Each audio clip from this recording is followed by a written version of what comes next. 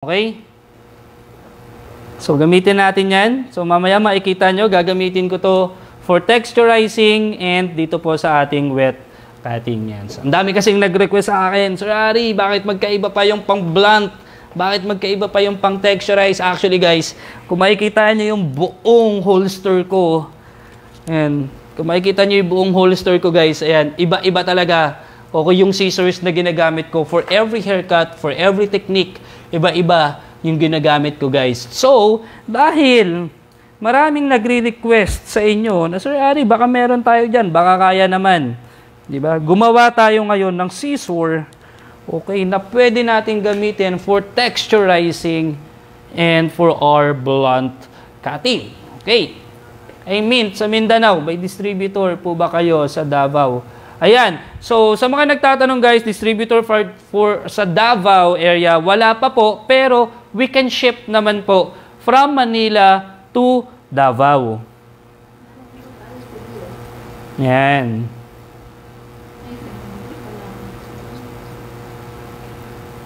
Okay. So, for this one finger depth lang tayo. Kunin lang natin yung ating perimeter. Ayan. Ayan. Sa scissor natin guys, only 2,700 pesos with our free na comb. Of course, free limited edition shirt from Takumi. Di ba? Wala na ba nun? Bakit? Ayan. So, nakuha na natin yung ating perimeter o yung ating pinaka-guide. Let's go for our side part. Okay? Okay lang ba? Walang ilaw? Okay? So, gagawin natin guys, kukunin natin yung ating diagonal back section. Okay? Kuha tayo ng diagonal back section. Clip natin yan.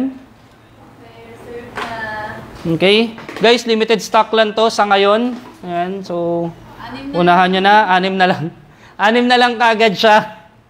Hindi pa namin napopost guys yung scissors na to, pero 6 na lang kagad siya. Okay, so kung mapapansin nyo guys, ito yung pinaka-guide natin from the back. Ayan. So kukunin lang natin to. Okay. Ayan. And then, kukuha tayo ng forward graduation using our guide. Okay, ayan yung guide. Guys, pag maggugupit kayo, don't ever, okay, nagagawin nyo, nagugupit kayo na wala kayong guide. Make sure na nakikita nyo yung guide nyo. Kahit hanapin nyo pa kay Ramon Tulpo yung guide na yan, makita nyo lang bago nyo gupitin. Para lang sigurado kayo na maganda yung layering nyo. First section pa lang guys, tignan nyo yung graduation yan. Tignan nyo yung distribution ng layers. Di ba? Okay, so ginawa natin yan with our 45-degree elevation, of course. There you go. Siyempre, kung paano natin ginawa yung una, okay, ganun din natin gagawin, okay, itong pangalawang section natin. O yung susunod na section natin. Ayan, o. Ayan, o. Diba? Lagi lang ganyan, guys. Hahanapin nyo lang yung guide. Ayan, ayan yung guide natin, diba?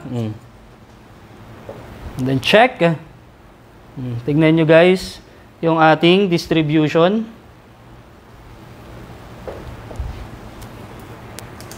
Mahaba pa rin. Okay? You can keep the length, actually.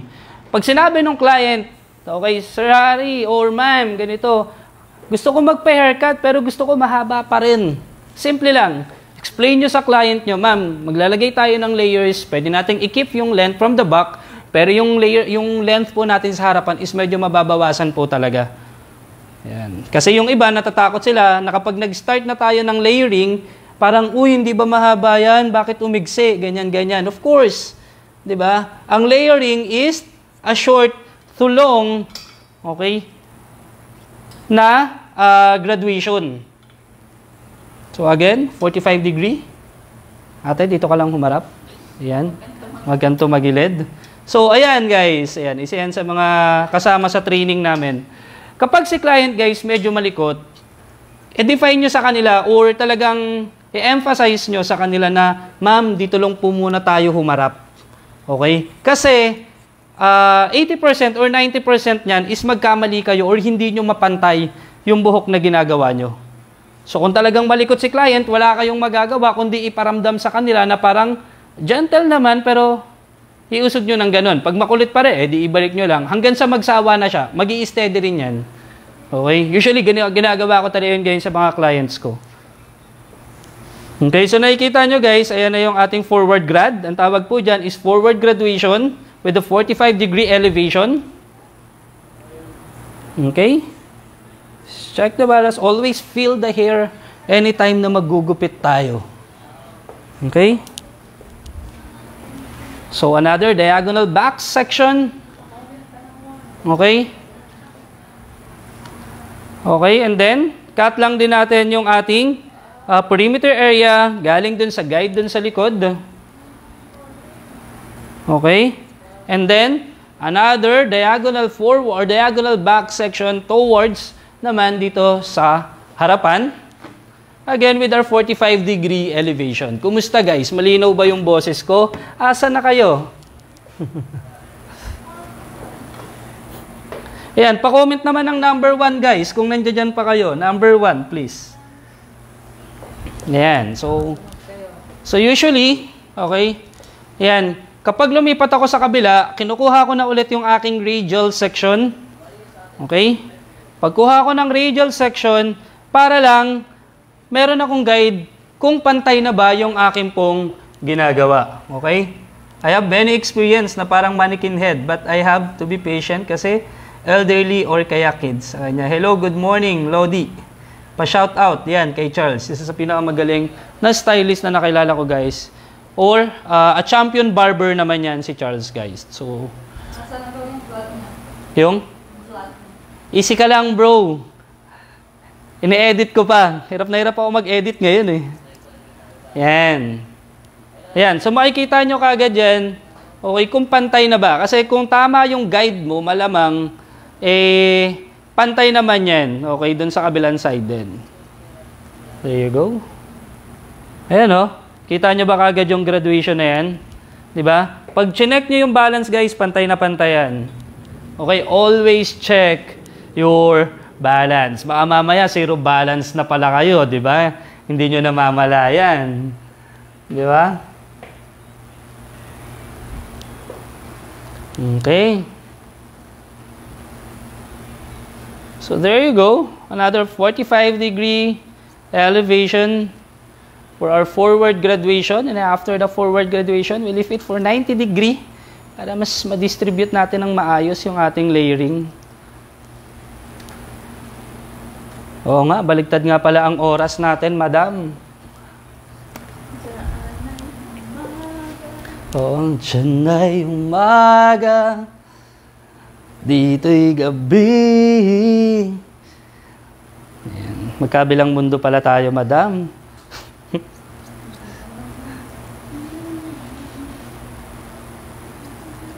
Okay.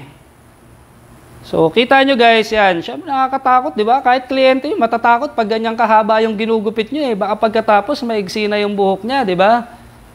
Ayan. Kailangan nyo lang talaga i-explain guys sa client nyo yan. Okay? O ma, medyo makikita nyo. Yung harapan natin, syempre, nandyan yung layer natin. Diba? Unahan nyo na yung takot nila. Ayan o. And then check. There you go. Tignan nyo naman. Diba? Tignan nyo naman yung layering na yan. Kuha tayo dito sa likod na part. Lahin lang natin. Papunta. Siyempre, towards pa rin sa face ng ating model.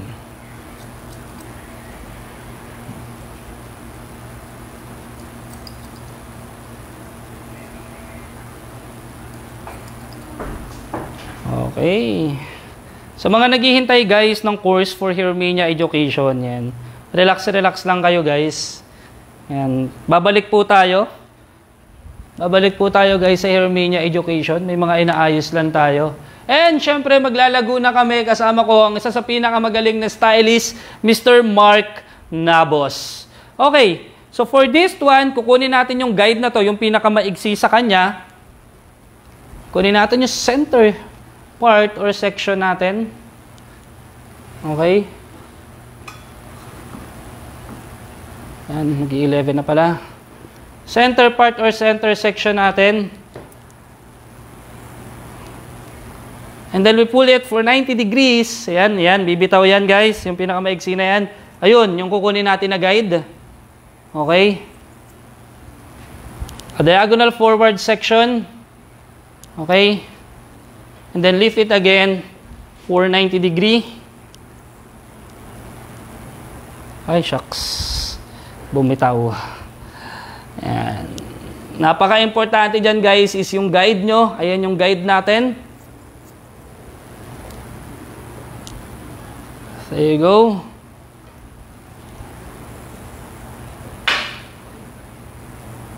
Ayan o.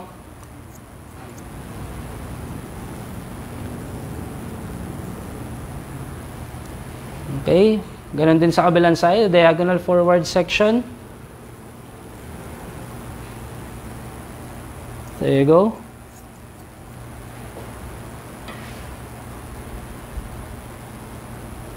Always check your guide. Ayan. Huwag kayong gugupit guys nang hindi nyo nakikita yung guide nyo, ha? Kasi maliligaw talaga kayo dyan. Patawag na nga ako sa ano, pasaksak na ng blower, dalawang blower. Para dalawa na yung magbo-blower. Para mabilis. Of course, gawa tayo ng curtain banks. Gawa tayo ng curtain banks. So, paano ba kayo gumawa ng curtain banks? Ako guys, gumagawa ako ng triangle section. Okay? After a triangle section, kukuha ako ng pinakamaigsi na part. There you go. Lilift ko siya for 90 degree. Gagawa tayo ng pie section. And then, over direct to the center. Asan yung guide? Ayan yung guide natin. So, over direct to the center. There you go. So, makikita nyo na kagad yung angle na yan. Ayan o. Di ba? Ayan. Pwede nyo lahatin yan kung kaya nyo. Over direct to the center. Okay. There you go. Check your balance again. Using a point cutting.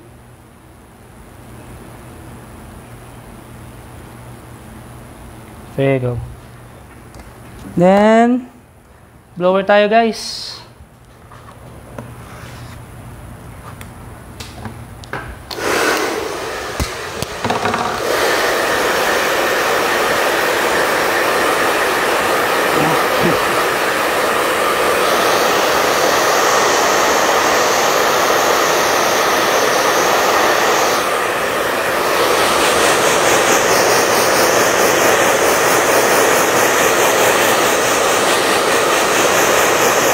Medyo straight naman yung buhok niya. So, blast dry lang tayo. Tapos, daanan lang natin.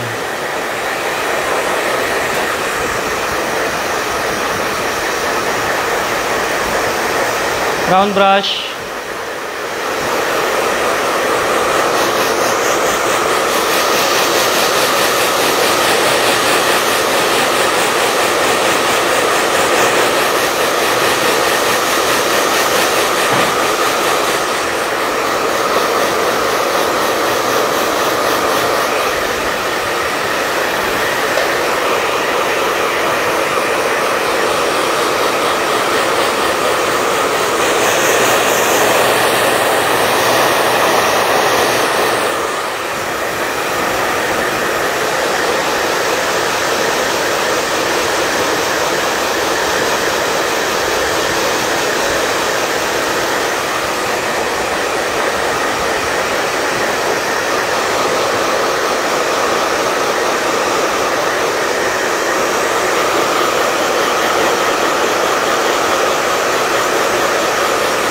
Dapat pala nag-pink blossom tayo, no?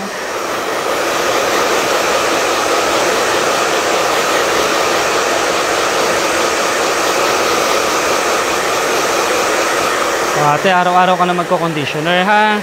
Kahit sa dulo lang.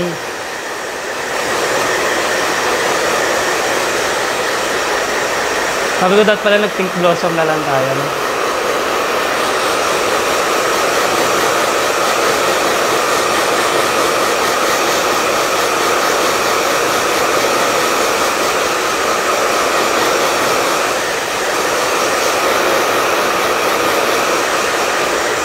Ayan o, kintab o. Tingin lang muna natin 100%. Andun.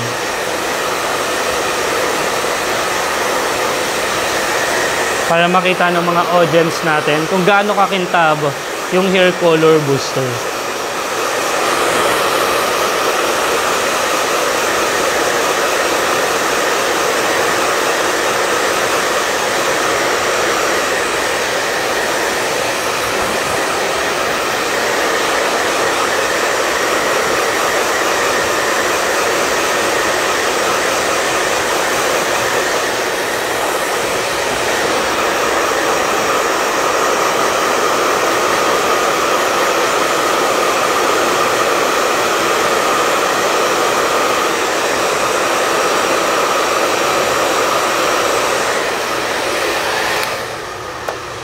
Then, pabot akong round brush, blower ko lang yung bangs.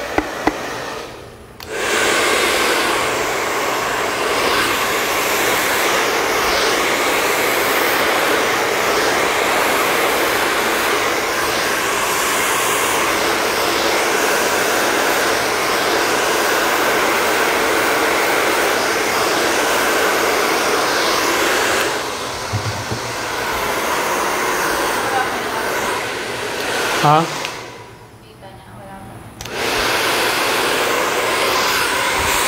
Sino?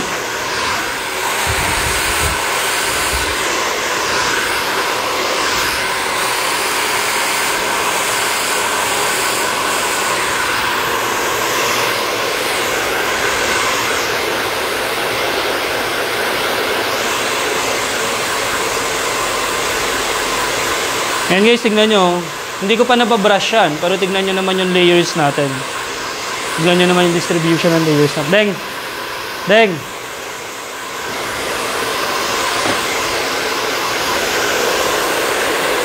Tignan nyo naman yung distribution ng layers natin, diba? Oh.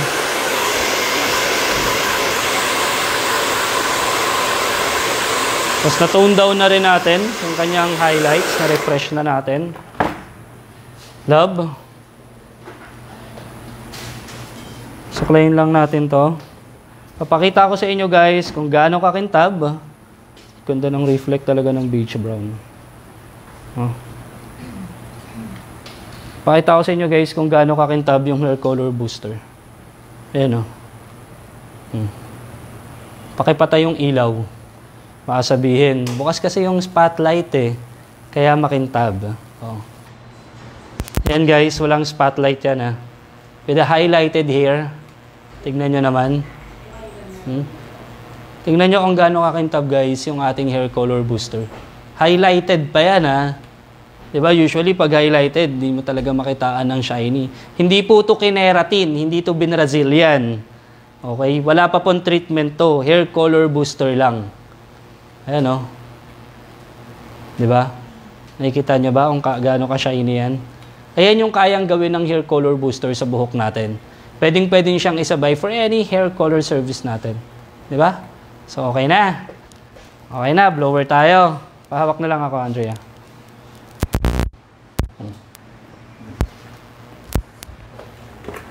Diba?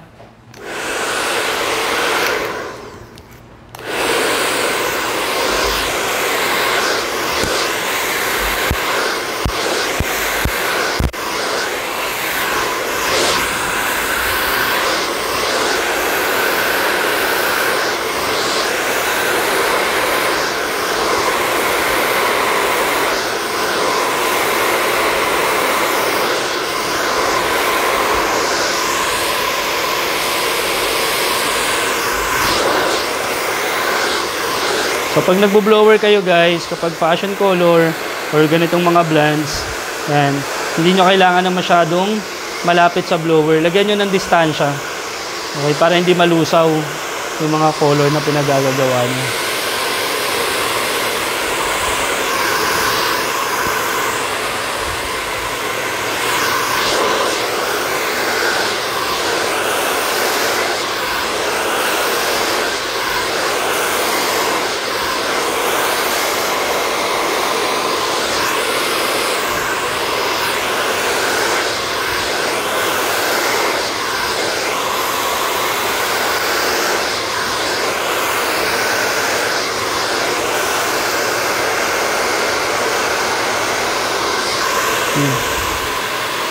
Diba? Wala lang. Rentab lang.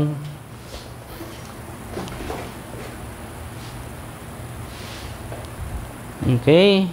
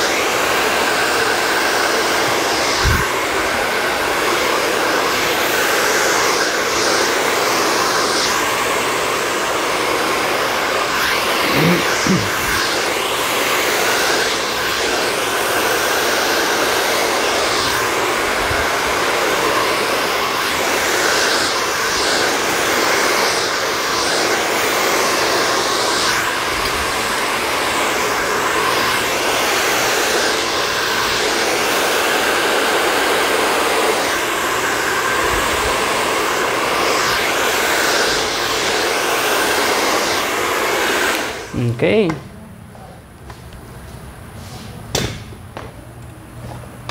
Yes, mas okay po gamitin si hair color booster.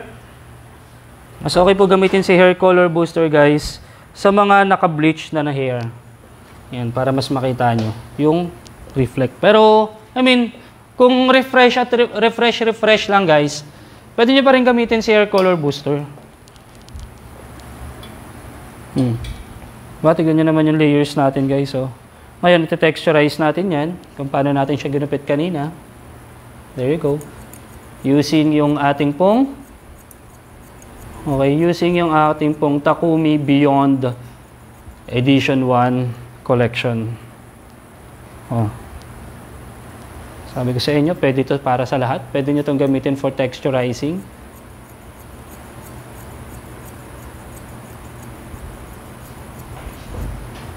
There you go.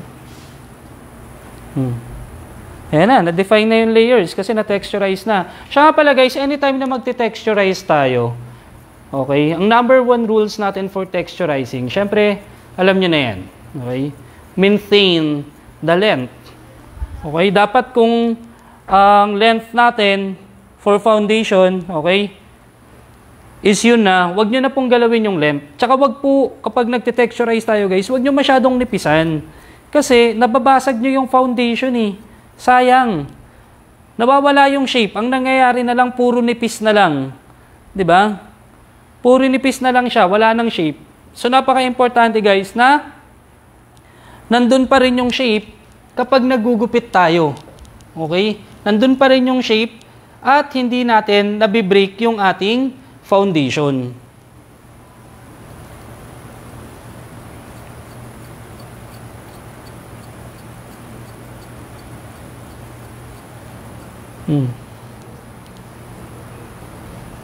Okay, kung nahihirapan kayo gumamit ng point cutting, pwede kayong gumamit ng slicing. O, pwede rin ba sa slicing yung beyond? Ayan, pwede.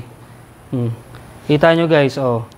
Pwede nyo gamitin sa slicing yung ating pong Edition 1 collection ng beyond. Okay?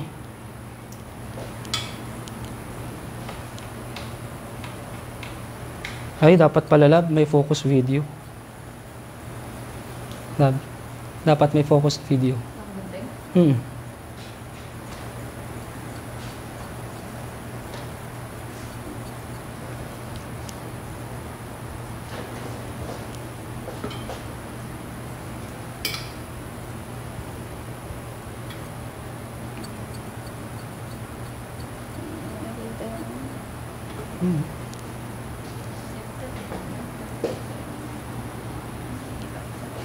Okay lang yan. Ano naman kung makita ka sa live?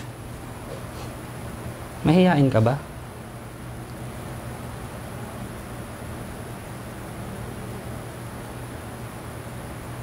Ayan guys. So, ipapasok nyo lang yan.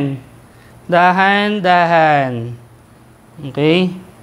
So, kung nakikita nyo guys na medyo mabigat pa rin, okay? Pwede rin kayong slicing, channeling technique. There you go. Para mas gumaan pa, medyo may kakapalan kasi guys talaga yung buhok ng ating model.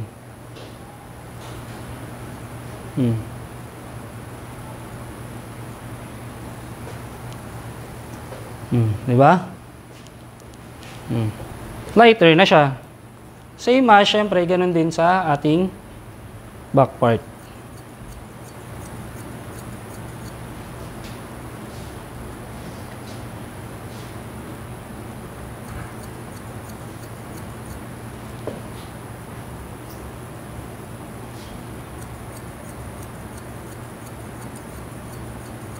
Okay. Good morning po sa lahat. Ayan. Okay. Tignan nyo naman guys yung ating layering. Okay.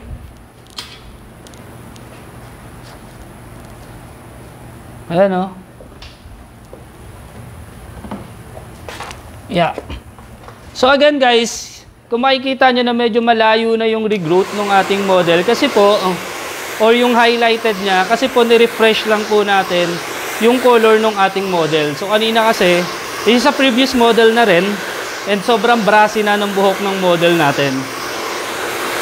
So ginawa natin guys, nag-refresh tayo ng color using our shades of 913 beige brown, 5577 chocolate brown, and of course, yung ating pong bagong-bago na hair color booster. Ayan, no? And nag-haircut din tayo. Gamit yung sobrang bilis na tiktik guys for hair cutting. Tingnan nyo naman, ilang minuto lang to. Nakabuo na tayo ng isang buong haircut. Okay.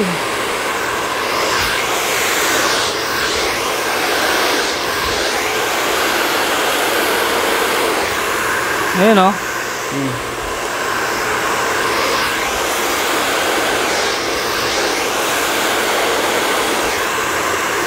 There you go.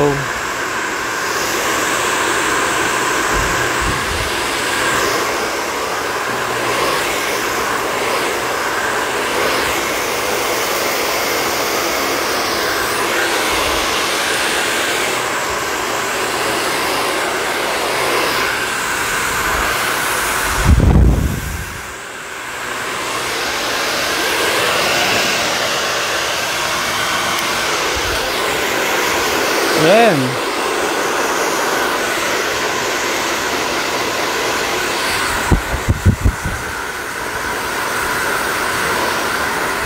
So yung technique pala na ginawa dito guys sa highlights niya dati is Y2K.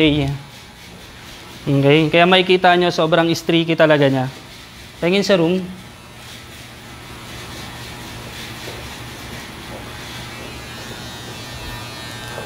Tignan nyo naman yung layers guys, di ba? And yung refresh ng ating color. Ito yung ilaw. Yan. Diba? Tignan nyo yung regrowth niya. Okay? And yung ating color. Diba? So, nirefresh lang talaga natin to guys, yung color na to. From brassy, ayan, makikita nyo yan. Patingin ako nung before. Pwedeng pa-check nung before para makita nung ating mga viewers kung saan galing na color tayo. Ayan o. Diba? Ganyan kakintab yan. Ganyan magiging malaking tulong yung ating pong hair color booster. Matipid pa. Okay, makakatipid tayo guys if you are a salon owner or a freelance stylist. Lalo na usong-uso ngayon ang pre-lightening or bleaching. Dahil summer guys. Hair color booster guys, napakadaling i-apply, kayang ibalik yung bounce, shiny ng buhok ng mga kliyente natin habang nagko-color tayo. Okay? So again guys,